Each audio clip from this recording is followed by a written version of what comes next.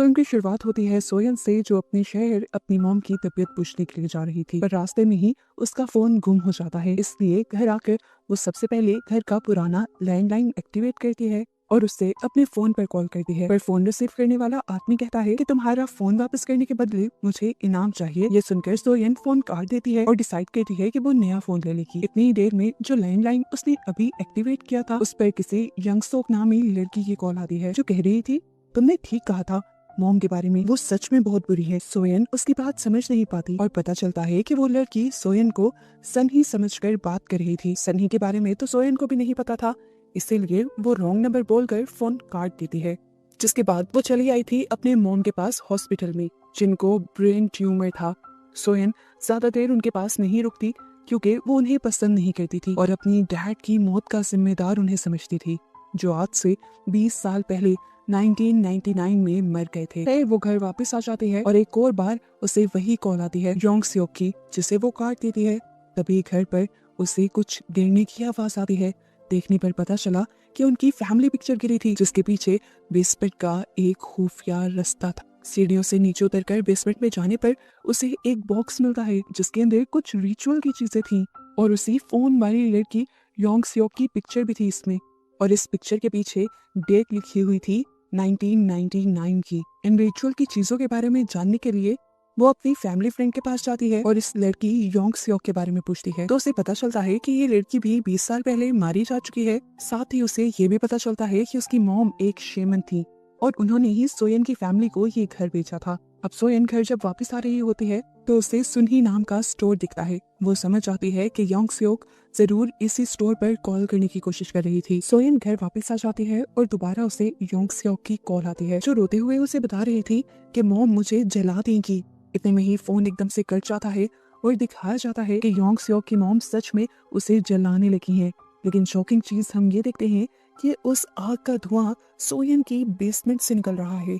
ये सब देखते हुए सोयन को एक हैरान और परेशान कर देने वाली बात ये रियलाइज होती है कि किसी वजह से उस फोन के जरिए 1999 वाली और 2019 वाली टाइमलाइंस जुड़ गई हैं। योंग सियोक भी उसी घर में है, लेकिन 1999 में, और सियोन भी है 2019 में। अगले दिन जब योंग सियोक की दोबारा सोयन को कॉल आती है तो यही बात सोयन उसे भी समझाने की कोशिश करती है। वो बताती है कि मुझे अपने घर पर तुम्हारी डायरी और तुम्हारी पिक्चर मिली है। बात अजीब है, शायद तुम यकीन न करो, लेकिन इस टाइम हम दोनों एक ही घर में हैं, लेकिन अलग अलग वक्त में। तुम 1999 में हो और मैं 2019 में। हम दोनों की टाइमलाइंस मिल चुकी हैं। अब क्योंकि योंग सियोक को उसकी बातें समझ नहीं आ रही थी, तो वो रॉन्ग नंबर कहकर काटने की कोशिश करती है एक कॉल। तो सोयन फौरन उसे रोककर कहती है आज 18 अक्टूबर है। 18 अक्टूबर 1999 को एक बहुत बड़ा प्लेन क्रैश हुआ था। ये कहकर वो फोन काट देती है। फाइनली अब हमें योंग सियोक की दुनिया दिखाई जाती है। उसकी मॉम उसे अजीबोगरीब चीजें खाने पर मजबूर कर रही थी, पर हमें पता चलता है कि योंग सियोक की मेंटल कंडीशन भी ठीक नहीं है, इसीलिए वो काफी अरसा मेंटल हॉस्पिटल में भी रहकर आई थी। इस टाइम योंग सियोक की मॉम उससे कहती हैं तुम मेरी बस बात मानकर चलती रहो, फिर एक दिन हम इस घर से भी चले जाएंगे और उस दिन तुम बिल्कुल ठीक हो जाओगी। इस दौरान ये दोनों टीवी देख रहे थे और योंग सियोक उसी प्लेन क्रैश की न्यूज सुनती है, जिसके बारे में सोयन ने उसे बताया था, और ये देखकर वो शौक रह जाती है और उसे भी सोयन की बातों पर यकीन आने लगता है। अब क्योंकि उसे सोयन पर यकीन आ गया था, इसीलिए वो दोबारा सोयन को कॉल करती है और ये दोनों अपनी लाइफ की बहुत सी बातें एक दूसरे से शेयर करने लग जाते हैं। योंग सियोक उसे बताती है कि मेरी मॉम पागल हैं, मेरे ऊपर रिचुअल करती हैं। उनको लगता है कि मेरी बीमारी रिचुअल्स करने से ठीक हो जाएगी, इसी वजह से वो अपनी मॉम से नफरत करती है। सोयन भी बताती है कि मैं भी अपनी मॉम से नफरत करती हूँ, क्योंकि उनकी वजह से मेरे डैड मारे गए थे। मेरी मॉम की लापरवाही की वजह से गैस स्टोव खुले रहे और फिर घर में आग लग गई, जिस आग में मेरे डैड मारे गए। अगले दिन हम देखते हैं कि 1999 में इस घर को विजिट करने के लिए सोयन की फैमिली आती है।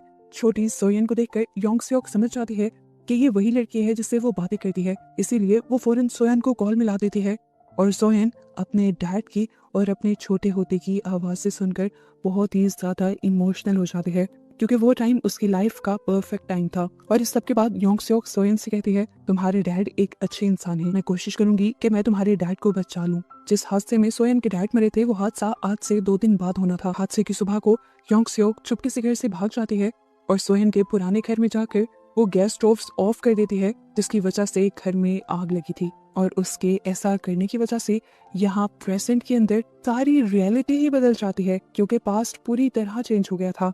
सोयन की उदास सी दुनिया एक खूबसूरत दुनिया में बदल जाती है। उसके छोटे बाल लंबे हो जाते हैं, उसकी इस रियलिटी में उसके पास फोन आ जाता है, उसका खूबसूरत कमरा होता है, और सबसे बड़ी बात कि उसकी इस रियलिटी या कह लें इस लाइफ के अंदर उसके डैड भी उसके साथ थे, इसीलिए सब कुछ इतना परफेक्ट था। उसकी टांग पर कोई जलने का निशान भी नहीं था।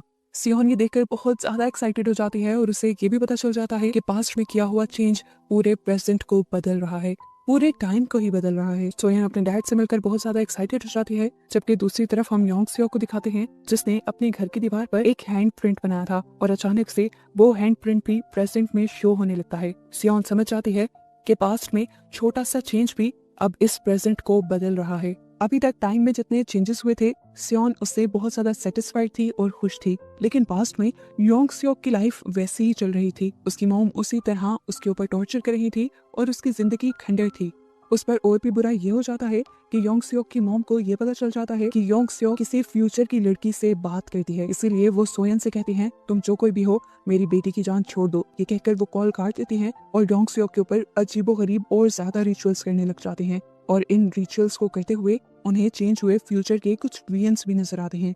योंग सियोक की मॉम की धमकियां सुनने के बाद यहाँ सोयन इंटरनेट पर इस घर की पास्ट हिस्ट्री को सर्च करने लगती है और उसे तब योंग सियोक की मॉम के बारे में पता चलता है, जिन्हें आज के ही दिन अरेस्ट कर लिया गया था क्योंकि उन्होंने अपनी बेटी योंग सियोक का मर्डर कर दिया था ब्लैक मैजिक करते हुए। घबराकर सोयन योंग सियोक को कॉल करती है और उसे ये बात बता देती है कि आज तुम्हारी मॉम तुम्हें मार देंगी। इसी डर में योंग सियोक जाकर छुप जाती है और दिखाया जाता है कि सच में योंग सियोक की मॉम उसे मारने के लिए आ रही थी, लेकिन इससे पहले वो मार पाती, योंग सियोक उनका हाथ पकड़ लेती है और उनसे पूछती है कि आप ऐसा क्यों कर रही हैं। तो मॉम उससे कहती हैं, क्योंकि आगे चलकर तुम बहुत से लोगों के लिए खतरा बन जाओगी, इसलिए आज तुम्हें मारना जरूरी है। वो अब जबरदस्ती उसे मारने की कोशिशों में लग गई थी और यहाँ योंग सियोक अपनी जान बचाने के लिए अपनी ही मॉम का मर्डर कर देती है। उनके हाथ से उनकी छुरी को छीनते हुए उन्हीं को स्टैब करके मार देती है। और ऐसे पास्ट में एक बहुत बड़ा चेंज होने की वजह से फ्यूचर भी चेंज हो जाता है, और इस मरतबा फ्यूचर में हम देखते हैं कि योंग सियोक भी जिंदा है। 1999 में भी योंग सियोक की लाइफ काफी बदल गई थी। वो अपनी मॉम की कैद से आजाद हो गई थी। नहा धोकर फ्रेश होकर वो बाहर जाती है, अपना फेवरेट खाना खाती है, मूवी देखती है और शॉपिंग करती है। 2019 में दिखाया जाता है कि सोयन का फैमिली फ्रेंड उसके लिए स्ट्रॉबेरीज लेकर आया था। वो स्ट्रॉबेरी को खाती है और थोड़ा सा जूस उसके स्वेटर पे गिर जाता है। 1999 के अंदर भी सोयन का फैमिली फ्रेंड जो उस टाइम योंग सियोक का नेबर था, वो योंग सियोक के घर स्ट्रॉबेरीज लेकर जाता है और वहां जाकर देखता है कि योंग सियोक ने अपनी मॉम का मर्डर कर दिया था और उनकी बॉडी को छोटे छोटे टुकड़ों में काट कर फ्रीजर में फ्रीज कर दिया था। घबराकर वो जल्दी से पुलिस को कॉल मिलाता है। तो जैसा हमें पहले पता है कि हमेशा उस फोन से कॉल सोयन को ही लगती है, तो इस कॉल के जरिए सोयन को पता चल जाता है कि योंग सियोक ने अपनी मॉम को मारकर उनकी बॉडी को फ्रीजर में फ्रीज कर दिया है। अब योंग सियोक ये बात जान गई थी कि उसका नेबर ये बात जाकर बाहर सबको बता देगा। इसी डर में वो उस लड़के को भी मार देती है और प्रेजेंट में रियलिटी दोबारा से चेंज हो जाती है। सोयन के स्वेटर पे जो स्ट्रॉबेरी जूस गिरा था एकदम से वो गायब हो जाता है, क्योंकि जो स्ट्रॉबेरी लाया था वही नहीं रहा था, तो स्ट्रॉबेरीज कहाँ से होती। सोयन घबरा कर बाहर जाकर देखती है तो पता चलता है कि अब उनके स्ट्रॉबेरी फॉर्म्स भी नहीं रहे थे, वो सारी जगह खंडर बन चुकी थी। इस खंडर बनी जगह से उसे पता चलता है कि 1999 में ही ये फॉर्म तो बंद हो गया था। घबरा कर अब वो पुलिस स्टेशन जाती है और जाकर वो अपने अंकल के बारे में पूछती है। एक बूढ़ा सा ऑफिसर हैरान होकर पूछता है कि तुम्हें 20 साल पहले मरे हुए आदमी के बारे में क्यों जानना है। सियोन कहती है बस मुझे जानना है। इसीलिए ऑफिसर उठकर एक 1999 की डायरी निकालकर उसमें से काफी सारी चीजें पढ़ते हुए बताते हैं कि तुम्हारे अंकल 1999 में मारे गए थे और उन्हें एक लड़की योंग सियोक ने मारा था जो कि सीरियल किलर थी। पहले उसने अपनी मॉम को और फिर इस आदमी को मारा था और इस सजा में वो आज तक जेल में है। ये सब चल क्या रहा था ये जानने के लिए सोयन अपने नेबर में ही बनी हुई एक शॉप पर जाती है जिसका नाम सुनही था। सोयन को जब पहली मर्तबा योंग सियोक की कॉल आई थी तो उसने बताया था कि मैं सुनही से बात करना चाहती हूँ। हमें पहली मर्तबा सुनही को दिखाया जाता है, जिससे जब सोयन योंग सियोक के बारे में सवाल करती है तो सुनही बताती है कि योंग सियोक एक पागल लड़की है। बचपन में उसने मुझे बुरी तरह टॉर्चर किया था और अगर उसकी मॉम ना होती तो फिर तो आज मैं बच भी ना पाती। वो उसे अपनी जली हुई टांग दिखाती है जो योंग सियोक ने चलाई थी। पास्ट में अब दोबारा हमें योंग सियोक का सीन दिखाया जाता है। पुलिस उस लड़की की इन्वेस्टिगेशन करते करते यहाँ योंग सियोक के घर तक पहुंच जाती है और जब योंग सियोक से उसके बारे में पूछा जाता है तो योंग सियोक इनकार कर देती है कि मैंने तो उस आदमी को देखा तक नहीं। पुलिस को उसकी बात पर यकीन नहीं आता क्योंकि सनहू की फार्म्स की स्ट्रॉबेरीज उसके घर पर मौजूद थी, इसीलिए वो घर की तलाशी लेने लग जाते हैं और साथ ही साथ योंग सियोक से सवाल जवाब भी करने लग जाते हैं। योंग सियोक ऐसा लापरवाही वाला रवैया रखती है जैसे कुछ करना तो दूर उसने कुछ सोचा भी ना हो और आराम से टीवी देखती रहती है। इतनी देर में सोयन योंग सियोक को कॉल करती है और उसे बताती है कि तुम पूरी जिंदगी के लिए जेल जाने वाली हो। ये सुनकर योंग सियोक को झटका लगता है, इतनी मुश्किल से तो वो अपनी मॉम की कैद से निकली थी और अब वो जेल चली जाएगी। सोयन दुखी थी, उसने योंग सियोक से पूछा आखिर तुमने उन दोनों को क्यों मारा। योंग सियोक उसकी बात का जवाब नहीं देती और उल्टा उससे मदद करने को कहती है और कहती है कि हिस्ट्री को पढ़ते हुए कोई ना कोई ऐसा सोल्यूशन निकालो जिससे मैं जेल जाने से बच जाऊं। पर सोयन उसकी मदद करने से इनकार कर देती है क्योंकि वो एक किलर की मदद नहीं करना चाहती। उसकी ये बात सुनकर योंग सियोक को गुस्सा आ जाता है क्योंकि उसने अपनी जान पर खेलकर सोयन के डैड को बचाया था और सोयन बदले में उसके लिए कुछ भी नहीं कर रही थी। इधर पुलिस को योंग सियोक के बारे में पता चलता है कि उसे कई किस्म की मेंटल इलनेस है, इन्हीं दिमागी बीमारियां हैं जिसकी वजह से वो कुछ भी कर सकती है। दूसरी तरफ इसी टाइम में यानी 1999 में अब सोयन और सोयन के डैड भी इस घर में आते हैं योंग सियोक की मॉम का पूछने के लिए, क्योंकि वो लोग ये घर खरीद चुके थे और रजिस्ट्रार ऑफिस में योंग सियोक की मॉम का इंतजार कर रहे थे ताकि वो ये प्रॉपर्टी उनके नाम ट्रांसफर कर सके। अब योंग सियोक को सोयन से बदला लेने का अच्छा मौका मिल जाता है। वो दोनों को अपने घर के अंदर बुलाती है और छोटी सी सोयन के सामने ही उसके डैड का मर्डर कर देती है। 2019 में दिखाया जाता है कि सोयन अपने डैड के साथ ड्राइविंग सीख रही थी, लेकिन पास्ट में होने वाले चेंज की वजह से यानी उसके डैड के मरने की वजह से प्रेजेंट में उसके डैड गायब हो जाते हैं। सोयन समझ जाती है कि ऐसा इसलिए हुआ है कि पास्ट में उसके डैड मर गए हैं। वो रोते हुए अपने उसी घर में आ जाती है और देखती है कि उसका घर दोबारा से खंडर बन गया है और इस मर्तबा तो इस घर में उसकी कोई चीज भी नहीं थी क्योंकि उसके डैड के मरते ही ये घर कभी उनके नाम ट्रांसफर हुआ ही नहीं था। हैरान कर देने वाली बात ये थी कि इस घर में अभी भी वो फोन रखा हुआ था और जमीन पर खून से लिखा हुआ था सोयन इस फोन को उठाओ। सोयन फोन उठाकर जोर जोर से चिल्लाने लग जाती है कि आखिर क्यों क्यों किया ये तुमने मेरे साथ। योंग सियोक कहती है मैंने तुम्हारी मदद की थी, तुमने मेरी मदद करने से मना किया तो बस मैंने अपना बदला ले लिया। अब 8 साल की छोटी बच्ची जो कि तुम ही हो वो मेरे सामने बैठी हुई है। अगर तुम चाहती हो कि मैं इसे ना मारूं तो तुम्हारे पास सिर्फ 1 घंटा है। हिस्ट्री को स्टडी करते हुए मुझे बताओ कि पुलिस को मेरे खिलाफ सबूत कहाँ से मिलेंगे और मैं पुलिस से अपनी जान कैसे छुड़वाऊं। काफी सारी रिसर्च करने के बाद सोयन योंग सियोक को फोन करके एक एड्रेस बताती है और कहती है कि ठीक 5 बजने से पहले तुम उस जगह पर चली जाना। योंग सियोक उसकी बात मानकर वहां पे चली जाती है, लेकिन 5 बजते ही उस जगह पे एक बड़ा गैस ब्लास्ट हो जाता है। सोयन ने असल में ये प्लान के साथ किया था ताकि योंग सियोक मर जाए और आगे कोई तबाही ना हो, लेकिन योंग सियोक तो फिर बच गई। इस हादसे में वो सिर्फ जख्मी ही हुई। योंग सियोक घर आ जाती है और घर आते ही सोयन को कॉल करती है और कहती है कि तुमने मेरे साथ अच्छा नहीं किया, तुमने मुझे धोखा दिया है और अब इसका अंजाम देखना। वो गरम गरम खौलता हुआ पानी छोटी सोयन के ऊपर डाल देती है, जिसकी वजह से प्रेजेंट में भी सोयन को बहुत ज्यादा दर्द होता है और उसकी बॉडी पर नए मार्क्स आ जाते हैं। इसकी वजह हम जानते ही हैं कि जो कुछ पास्ट में चेंज हो रहा है उसका असर प्रेजेंट में भी हो रहा है। इसी टाइम पर पास्ट में सियोन के डैड के फोन पर एक मैसेज आता है उनकी वाइफ का। वो रजिस्ट्रार ऑफिस में उन सबका वेट कर रही थी और अब क्योंकि काफी देर तक वो वापस नहीं लौटे थे इसीलिए वो रजिस्ट्रार ऑफिसर को लेकर योंग सियोक के घर ही आने वाली थी। योंग सियोक की सारी बातें सुनकर सोयन से कहते हैं कि कुछ ही देर में तुम्हारी मॉम भी यहाँ आ जाएंगी, अगर तुम चाहती हो कि वो ना मरे तो मुझे ठीक इन्फॉर्मेशन देना। इस बार डरी हुई सोयन जल्दी से पुलिस स्टेशन जाती है और उस ऑफिसर की 1999 वाली डायरी चुरा लेती है, जिससे उसे पता चलता है कि पुलिस को योंग सियोक के बारे में उसकी नाइफ से पता चला था जो उन्हें जंक यार्ड से मिली थी। वो ये बात जल्दी से योंग सियोक को बताती है और योंग सियोक अब उस नाइफ समेत सारे ही सबूत मिटा देती है और पास्ट में होने वाले इस चेंज की वजह से फ्यूचर दोबारा से बदल जाता है। सोयन जब अपने घर वापस आती है तो देखती है कि ये घर अब दोबारा से नॉर्मल नहीं रहा था। ये घर योंग सियोक ने उन्हें बेचा ही नहीं था, अब ये घर योंग सियोक का ही था और इस घर के अंदर बहुत सारे फ्रिज थे जिनके अंदर उसने आज तक उन डेड बॉडीज को फ्रीज करके रखा हुआ था। 1999 के अंदर दिखाया जाता है कि योंग सियोक के घर पर सोयन की मॉम पुलिस को लेकर आ गई थी। पुलिस सोयन और उसके डैड के गुमने की इन्वेस्टिगेशन कर रहे थे। वो जब योंग सियोक से इस बारे में पूछते हैं तो योंग सियोक कहती है कि वो कब से यहाँ से जा चुके हैं, लेकिन सोयन की मॉम को सोयन का यहाँ पर बैंग मिल जाता है और पुलिस वाले इस पूरे घर की तलाशी लेने लग जाते हैं। और इस दौरान योंग स्योक जरा सा भी नहीं घबराती और आराम से टीवी देखती रहती है। काफी देर की तलाशी के बाद भी सोयन और उसके डैड उन्हें यहाँ से नहीं मिलते, जबकि 2019 में हमें दिखाया जाता है कि इस टाइम जिस घर के अंदर सोयन थी उसी घर के अंदर योंग स्योक भी जिंदा थी।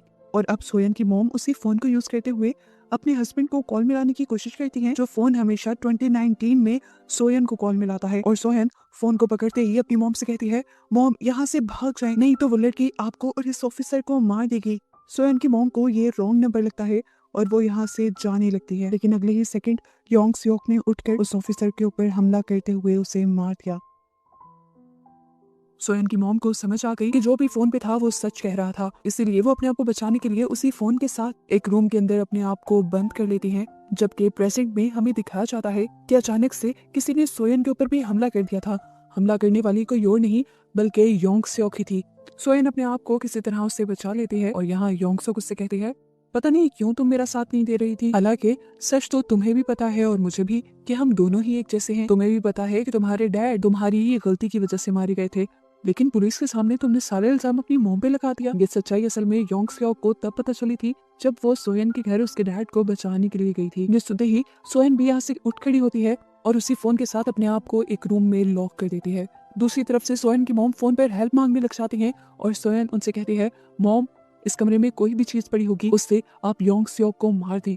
इससे पहले कि सोयन की मॉम पूरी बात सुन पाती, योंग स्योक छोटी सोयन को उस रूम के बाहर छोड़ देती है जिस रूम में सोयन की मॉम थी, और उसकी आवाज सुनकर सोयन की मॉम फोन छोड़कर अपनी बेटी को बचाने के लिए बाहर चली जाती है। उसके बाहर निकलते ही योंग स्योक उन दोनों के ऊपर हमला कर देती है और अपने आप को बचाने के चक्कर में सोयन और उसकी मॉम को बहुत सारी चोटें आती हैं, जिसका निशान इस टाइम हम प्रेजेंट में सोयन की गर्दन पर भी देख रहे थे।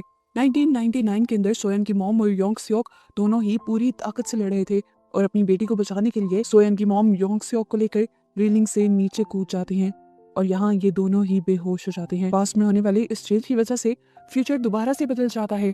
जिस घर के अंदर इस टाइम सोयन थी वो घर दोबारा से एक खंडर में बदल गया था, जैसे यहाँ पर सालों से कोई ना रह रहा हो। वो घबराते हुए पहले हॉस्पिटल जाती है और वहाँ पर अपने मॉम के बारे में पूछती है, लेकिन उसे पता चलता है कि उसकी मॉम तो यहाँ पर एडमिट ही नहीं है। वो पुलिस स्टेशन जाके अब योंग स्योक के बारे में पूछती है तो उससे उसकी भी कोई इन्फॉर्मेशन नहीं मिलती। वो ग्रेवयार्ड जाती है तो देखती है कि उसके डैड उसी दिन मरे थे जिस दिन वो सारे काम हो रहे थे 1999 में। उसे लग रहा था कि अब उसकी मॉम भी मर गई, लेकिन थोड़ी देर में यहाँ पर उसकी मॉम उसे ढूंढते हुए आ जाती है और उससे डांटने लग जाती है क्योंकि इस टाइम उसका फोन बंद था। इस टाइम उनकी गर्दन और पूरे जिस्म पर काफी सारी पुरानी चोटों के निशान दिखाए जाते हैं, जिसका मतलब था कि उस दिन वो योंग स्योक से लड़ने के बाद जीत गई थी। सोयन उन्हें देखकर बहुत ज्यादा खुश हो जाती है, उनका हाथ पकड़ती है, हाथ चूमती है और गले लगाकर ये दोनों घर के लिए बढ़ जाते हैं। लेकिन आगे बढ़ते बढ़ते ही एकदम से रास्ते में ही सोयन की मॉम भी गायब हो जाती हैं। यानी पास्ट में फिर कुछ चेंज हुआ था जिसकी वजह से फ्यूचर बदल गया था। पता चला कि योंग स्योक उस दिन मरी नहीं थी, बस बेहोश हुई थी, जिसने उठते ही फिर सोयन की मॉम को मार दिया, जिसकी वजह से वो फ्यूचर से गायब हो गई थी। मूवी के फाइनल सीन के अंदर हम दोबारा बदली हुई सोयन को देखते हैं जो इस टाइम उसी घर की बेसमेंट के अंदर बंधी हुई थी। यानी कि जरूर योंग स्योक ने उसे किडनैप करके रखा था और अब वो उसे मारेगी या नहीं, इसी सस्पेंस के साथ ये मूवी यहाँ खत्म हो जाती है।